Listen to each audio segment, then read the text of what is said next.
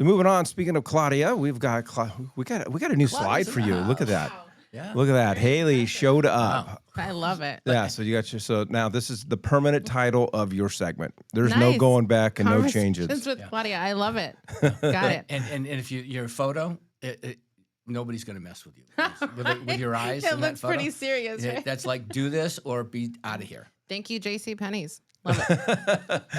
All righty. Well, we appreciate you joining us today, and hope you and your family had a wonderful Thanksgiving. We did. Thank you for having me. I loved it. It was great. We had a lot of kiddie time. My husband did a new playground in the backyard for the kids, so all the grandkids and the cousins' kids came, and that's what we did the entire day. After we ate, we all went outside and just watched them, their little faces. It was just so much fun. Well, you It was shouldn't really have said that on the podcast. Nick's going to be over there this evening. Well, All right. So as we get into what we're going to talk about, I know you had sent this over to me, and so let's chat about this first. yeah, so this is highly recommended for our agents to attend. There's been a lot of administrative code rules and changes. Some things just more heightened than others. So it's always a good reminder for our agents and any agent out there. If you have time, click on this register. Our broker team is going to be present. We have a lot of things going on these next 2 weeks, but this is important. I think people need to take some time to look at what's changed, what's being highlighted, and again, just be in the know. If one thing that I can tell agents is to find out, get involved. And this is, I mean, they're giving you the information. We all got the same email in AAR's blast, but very few of us take the time to actually look at what they're sending out. So What I are some of the encourage everyone. highlights of some of the changes or? Well, they're going to go over a bunch of different things. I really don't want to point out specifics because it'll start new conversations, and I really want people to hear it from the horse's mouth, right? Hear it directly from them, and I want them to be able to take that in, and then if they have questions or something, we can address it on a brokerage level.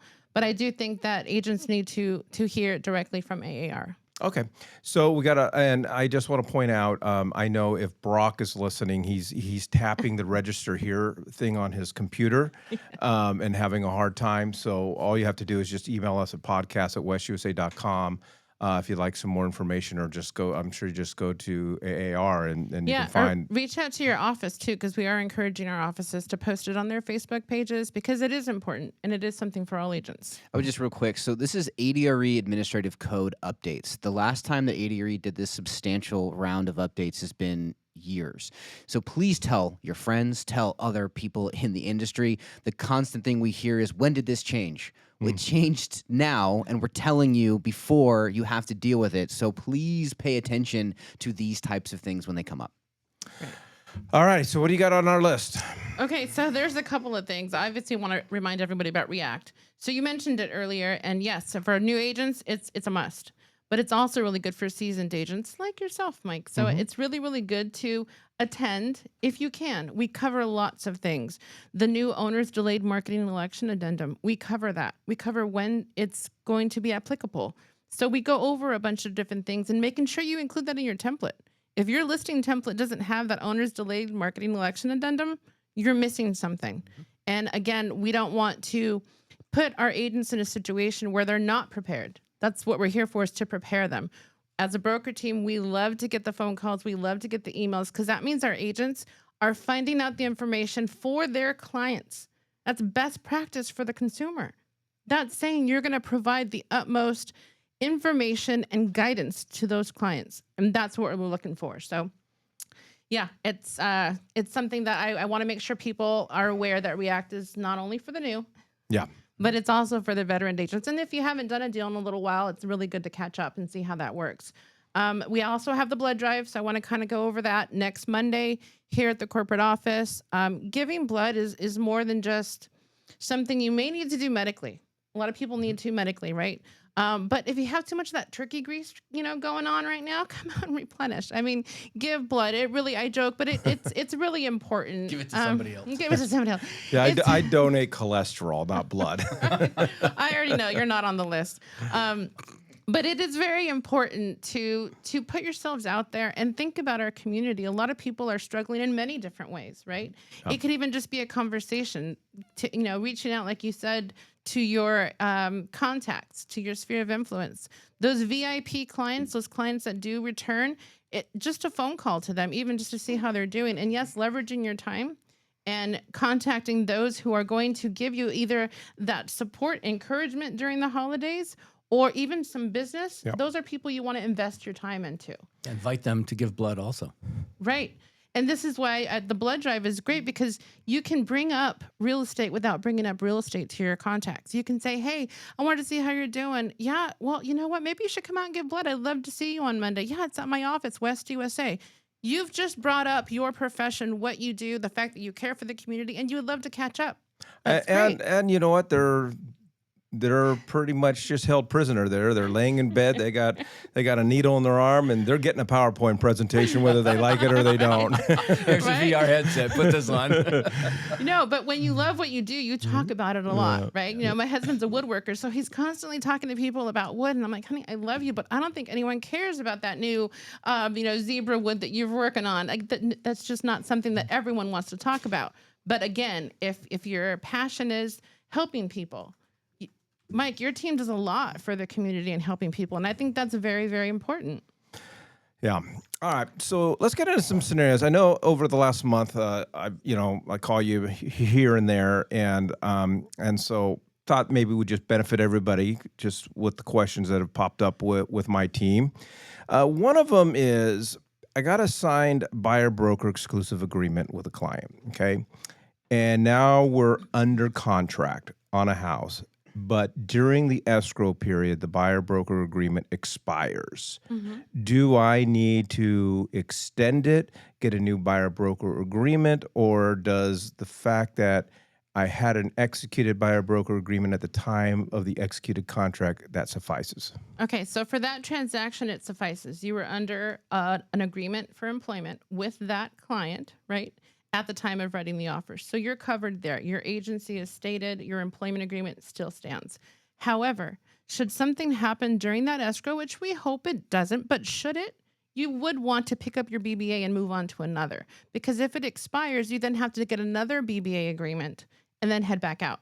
So I always like to say, think about that. If your expiration date's coming up, talk about it with your client. Hey guys, I know we're closing escrow next week, but our BBA expires, our employment agreement expires today. Hopefully you don't call the same day, you give it some time. And you say, hey, let's get this under agreement again. If you feel comfortable with it, I think it's a good idea. Should something happen, then our agreement continues. It lives on. We can pick up that BBA and move on and not miss out on the next big deal. Okay. All right. Next scenario, and we may have covered it with either Kyle or Dwayne. I'm not 100% sure, but I know you and I had a conversation about it. So I have a buyer broker agreement signed with Todd and Lynn, and they've agreed on the buyer broker agreement to write in 3 bananas on the buyer broker agreement. Sure. Okay. We go out and negotiate. Seller, I'm only able to negotiate 2 bananas from the seller. So now I got this 1 banana left over, and Todd and Lynn have agreed out of their proceeds, or not their proceeds, out of their pocketbook, they are going to make up that difference, and they're going to come to the closing table with that extra banana. What is the process? Because we kind of, we had someone who didn't do the paperwork all the way through, didn't notify title, but what is the proper funnel for that? Okay, well, you already have there's 2 different compensation agreements there. All right. You have your buyer broker agreement, which is between you and the buyer client. That is an agreement. So that 1% is covered in that agreement. That's already spoken for. Whether you hold them to it or not, that's completely up to you. But that's great. The seller has already agreed to cover the 2% in the transaction. So that transaction has already accommodated for the 2%, the 2 bananas, right?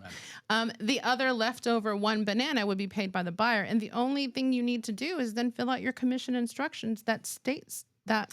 But that was the question. How does that money at the end of the day get to the broker? Do they show up and have a check made payable to West USA? Is title Sure, collecting it? sure. Is it going through title, So it's or can I have Todd and Lynn just show up with a cashier's check made out to Mike? So the commission instructions would state 3%. Some of them, a lot of them say now seller, buyer. So you can put the 2% seller, 1% buyer. But that is your commission instructions to title for your 3 bananas. Okay. Those bananas would get collected at closing. So in the transaction, it's part of a buyer cost because our compensation is in the transaction. No matter which way you swing it, it's either going to be a final number for the buyer or a final number for the seller. That's why it's always been a negotiation, even though we may not have seen it before. Now we see all the bananas. So it's all in the negotiations. And again, you can run it through title because they're going to be the ones collecting those funds. Just like they release the proceeds to the seller, they're going to collect the funds from the buyer as part of their buyer fees. Yeah, the appropriate way is to do it through the transaction. The other portion of the appropriate way is to ensure that you give your buyer broker exclusive employment agreement to escrow, so that they can use that as well. And then again, any other addendums that you might have had to that exclusive buyer broker agreement. But you do want it to go through. Now, remember this: the law specifically states in the state of Arizona that you have to be paid through your broker. So no other venue, no other side check, cash, whatever it is, it all has to go through the broker. And in your duties as a licensee, any monies that have to do with that transaction, you're required to have them show up on the settlement statement, the final settlement statement. That is part of your accountability and of accounting to your client, just like escrow money. You'd have to make sure. So yeah. So and that's a good point because that's where we fell short in this process, that title never received a copy of our buyer broker agreement, and so they're like, what the heck? You just have to be careful because when you do that too, let's say you do amend your buyer broker agreement. That is between you and the client. You do want to let the client know, hey, title's asking for this, if they're okay with that being released.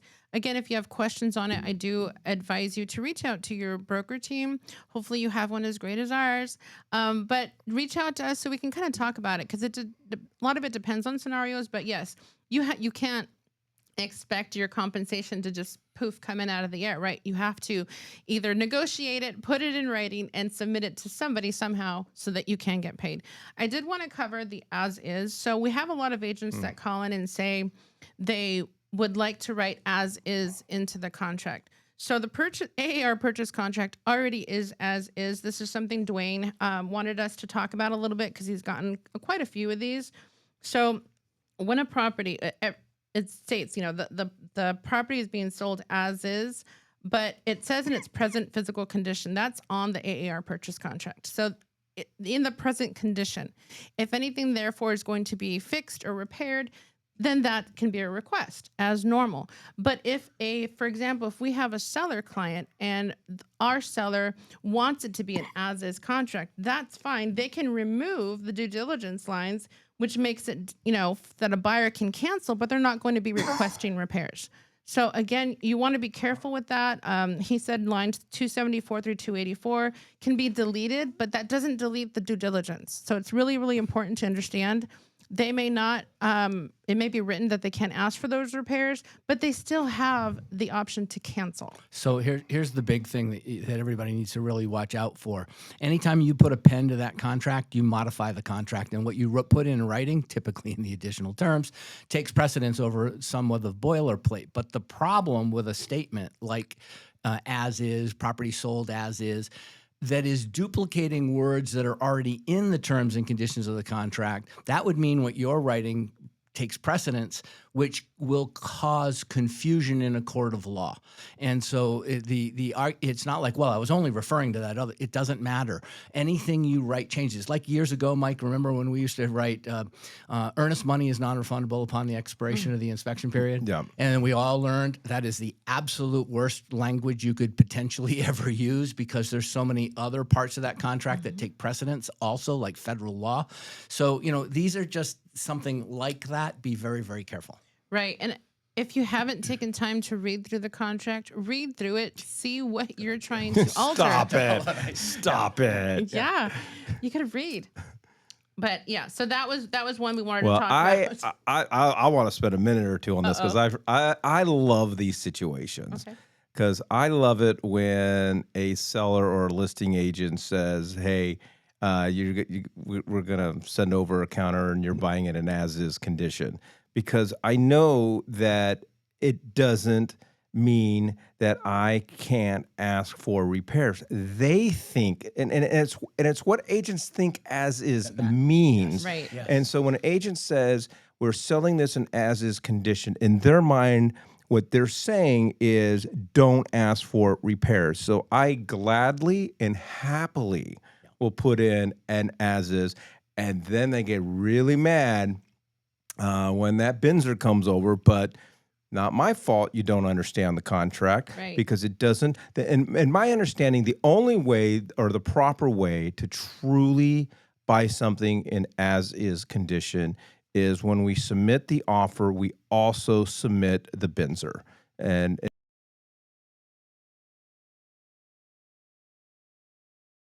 requested. That right there removes the inspection period, and now I'm truly, and that's where I want my clients go down that road. Yeah, you have to be very careful. So, there's a lot of things that come into play. Buyer's remorse. That's huge. Once they start looking at, the different things, maybe they should have already done the non-physical inspections and looked at distance from the work and local doctors or things like that, right? So they should have already done that homework. Hopefully, you have buyers that are engaged because that is called buyer due diligence for a reason. Again, there's many reasons that someone may want to cancel. Things happen in life. You could have a buyer that says, "That's the house I want. I'm waiving this, I'm waiving that." And then something happens in their life and it's like, "Oh, I can't buy it now." Well, you just waived everything. So be very, very cautious whenever you touch the contract. Like you said, Todd, it's very, very important that you read through it, your clients read through it. And not only that, that they understand it. So go over the scenarios. So then let me ask you guys this question. So let's just say I do that. I submit an offer on behalf of my buyers, and I submit the Binzer saying that we're just accepting the property in its condition, no repairs whatsoever. Then 5 days later, I get the HOA demand letter. Do I still have the ability and the right to cancel the contract, even though I've already sent over the Binzer? Yes. So yes, you have 5 days from disclosure of an HOA item as such for the buyer to put up a disapproval or to cancel on that term. So disclosure is very, very important. Again, you want to be very careful that clients read through it, that they know that they have the right to do that. Some people may not know that they have the right for that. Yeah, look under the contract under the section called changes. There's two, one that falls under finance and then one that falls under due diligence. And you're looking at the one that basically anytime the seller provides new information to the buyer that was unable prior, that they didn't have the ability to review prior, any change, then the buyer, it starts at 5-day change And period. Todd, how many times a week do you read the purchase contract? Just curious. Is this at night? Is this the bedtime stories you read to Lynn? But I will tell you that I obviously every single time any change to a contract happens, I'm not looking for the changes. I'm looking to refresh myself on absolutely from page 1 all the way to page 10. I mean, I use it as an opportunity to go, all right, let me read through this again. I might have missed something with a little highlighter, and I go through it. Obviously, the most important stuff is the newest stuff, and everybody ought to be using the brand new purchase contract that's out that AAR has. But yeah, it's just no. Thank you, Mike. It's not really that. It's kind of like anything else. It's like why? How does Todd remember the laws? How does Todd remember this? It's just it's repetition is really like it is, just like an actor when they read a script and then have to customize it. I can't remember the You names of my can, dogs. Mike. I got 3 dogs. You I and don't I go remember back their names. way 2009, 19, something like that, 2009. But anyway, the fact is just the same. It's just a series of repetition. But these are the things that help you understand. If a consumer asks you a question, just think about in their minds how confident they become when they hear you be able to go right to the section and be able to read it to them and why it's beneficial to them that supports a question that they may have had. that's how you demonstrate your All right, value proposition. I'm gonna read it this week again. That's my commitment to you guys. You're gonna come back next Monday with all these things like, wow, did you know the contract Did says you know it said this? terms of acceptance? Right. That did change, by the way, so go look at that. I also wanted to bring up one other. So when you get a loan denial, that happens, right? Mhm. Something happens to your buyer client and didn't turn out right. They get a loan denial from the lender. That is great to have and send it out to title and all that good stuff and the other agent, but you still need the unfulfilled loan contingency. Again, look at the documents in your transaction desk or AAR or whatever it is that you use for your forms, because a lot of your questions like, oh, what do I need to submit? It's there. Those every document has been created for a reason. Some people will say the newest thing, the unrepresented buyer. There's a lot of forms that you need. You need to address that on the purchase contract, unrepresented buyer, where it says broker on behalf of buyer. You need to provide an agency, the real estate agency disclosure and election form, to that unrepresented buyer with box 49 checked stating you work for the seller. That's a disclosure from you to that unrepresented buyer. That is between you two. You also need the unrepresented buyer disclosure document. That's between the buyer and the seller, and all parties see that. You also now need the additional clause addendum that has lines 85 through 89 that spell out buyer is unrepresented. It's making it very clear and transparent, because we are in the age of transparency, that that buyer is unrepresented. Do not forget, Mr. Buyer, I work for the seller. So there's a lot of different disclosures and forms, and it may seem repetitive, but you have to remember it's the practice that protects the consumer. And the more that you as an agent get involved in creating that safe space for your client, that's that trust. That's that, okay, you are the professional. You have all these forms for a reason. So that's another thing I want to bring up. Well, going back to the unfilled loan addendum, Unfulfilled. because when you obviously you submit it on behalf of your buyer, there's a lot of people that get really upset, and listing agents are upset, and the seller's upset, and I think it's important to understand, for agents to understand two things. One, you are not required to provide a reason. You don't need to tell them that they lost their job or whatever the case is. You just submit a loan denial letter, right? And two, you probably shouldn't, because you still have a fiduciary responsibility to your buyer, and I would think that disclosing sensitive information like that as to why your buyer now got denied the loan could get you in a little bit of trouble. Yeah, and that unfulfilled loan contingency, it just states that. It's an unfulfilled loan contingency. You don't have to, the loan denial letter will sometimes go into via credit or think it might have some more explanation. Now, that listing agent can reach out to that lender and ask them information. That loan officer should be working again for their client. So there are certain things you do want to be careful of. I've had situations where we got a loan denial and the client actually disclosed, because they happen to know people in the same circle, what their situation was. 3 weeks later, they found a way to get their loan approved, wanted to come back and rewrite, and the seller said, well, no, I already know that this is possibly going to be happening with you. I don't feel comfortable accepting your offer. That's awesome, because that is That's awesome. Yeah, it is. It really is.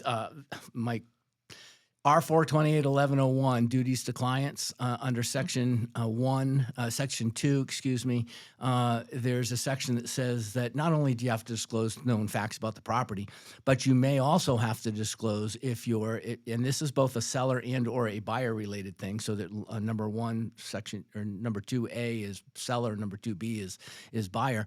But we get it when we know the seller may not be able to perform. That could be like a short sale, right? Seller signs the contract and they're the only ones that are required to. Buyers trying to hold them accountable to it, but they're not dealing with a seller anymore. They're dealing with a lender's account servicing. But from a buyer's perspective, do you know that if you know that there's a possibility your buyer may not be able to perform on a particular loan, then legally this is not a good a good idea or anything. Legally, you would be violating R428 1101 if you failed, included before, as you sent over that offer, some statement that disclosed in writing to the seller or the listing agent that the buyer may be unable to perform. Now, that's just an easy one. I'm going to throw it out there. I can talk about it if you guys want to call me or come to one of the classes. But not many agents know that, Mike. I mean, I'm working hard to help my first-time home buyer get their loan approved. I'm on my third loan attempt, maybe my second lender. I'm doing everything, jumping through hoops to help them get purchased, help them get approved. I'm aware of that. And when I go to send an offer over before my buyer, so we're talking about an unfulfilled loan contingency clause here, but what we're talking about is you failed up front to notify the seller that the buyer's having difficulty obtaining financing. You have to do that in writing at the time that you present the offer. So if you've done that and then down 3 days prior to the close of escrow, you have to issue the unfulfilled loan contingency, there really shouldn't be a lot of argument from that particular perspective. And you do not, you're absolutely right, Mike, have to disclose the reason why. But that's the importance of the AAR pre-qual form. It states on there they are required, they do need closing cost assistance. They are in a program. So that is disclosure. So when people say, oh, well, we don't really need the pre-qual, number one, you do. Line 69 of the AAR purchase contract, that means you need it. It's required. And the buyer client should sign that. If they don't sign it, it states right on there, it's not valid. They need to be aware of their loan product. They need to be aware of what's being, because that is their disclosure. That's their proof. That's showing that they can, and it's a material fact to the transaction that they can purchase it. So it's very, very important to make sure that you have that accounted for, that you've disclosed it, like we said. But there's just some things that agents don't realize the importance of. Yeah. You can say, oh, pre-qual, well, we'll get that later. Well, no, that should be something that they look at with the offer. It's supposed to go with the offer, same as proof of funds. Anyone can come off the street or say, I'm going to buy that house. Okay, well, show me how. Yeah. Right. It's interesting because I was talking with my team about it. There's these debates. Some agents say, I will never show a home ever without a pre-qualification form. And so forth. So everybody's got to go through all these hoops. And so like last week, so I got this couple moving from Arkansas and they're not buying until May. I know that. I mean, I know their situation, but they're coming out and I'm taking them out Monday, the Monday before Thanksgiving. We're going to go look at homes. And everybody's like, why would you do that? I'm like, because I need to get them to sign that buyer broker agreement. I will take an afternoon and show somebody who hasn't talked to Justin yet and so forth, at least if I can control that. Yeah. And it's like window shopping. Eye candy. You need to get them motivated. That's what they call me. It's I'm eye candy. Yeah. Motivated is the word. Goodness. Yeah. I have a lot of commentary, but I will keep it to myself. There is such a thing as, and we don't have to wrangle clients in. We don't have to drum up business. We have to drum up excitement, and we have to let people know that possibilities are out there. I say, while families in town, hey guys, sign this form real quick. Let's go check out some new builds. There's a lot of great communities out there, guys. A lot of new builds have really picked up their business, their packaging. The way that they're selling these properties to our clients is amazing. The stuff that they can do, because they are like the warehouses, right? They have all this product to give out, and they have their deadlines that they need to meet. So End of year. It's great. End of the year sales are wonderful. All right, Claudia, we appreciate it as always, and we will see you in 2026. 2026. Oh my gosh. All Thank right. you. All right, we leave you with the quote of the day, your passion for situation. Appreciate everybody joining us today. Go out and sell a home.